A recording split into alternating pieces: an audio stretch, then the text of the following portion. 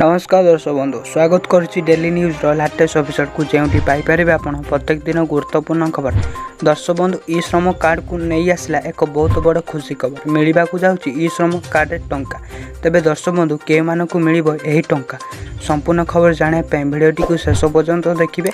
आ channel को प्रथम आसते सब्सक्राइब कर पाखर बेल आइकन ऑल नोटिफिकेशन को दबाई दे। दर्शक बंधु केंद्र सरकार घोषणा कले जून शेष सुधा मिल ई श्रम कार्ड टंका। जदि आपण ई श्रम कार्ड पोर्टाल पंजीकरण कर खूब शीघ्र मिल ई श्रम कार्ड टंका जहाँकि 3000 जहाँकि प्रथम किस्ती ओडिशा रे मिल।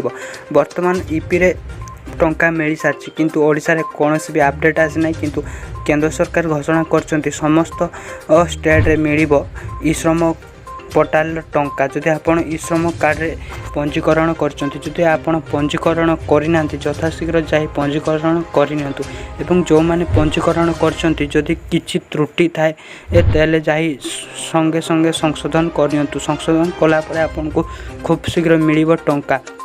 जदि आपण संशोधन करचंती किंबा सब ठीक अच्छी ताले आपन बैंक अकाउंट सीधा सड़क आसीज ई श्रमर टंका। जदि आपण जड़े श्रमिक होइथिबे जदि श्रमिक नुहति ताले आपन को ए टंकार वंचित होई पारंती।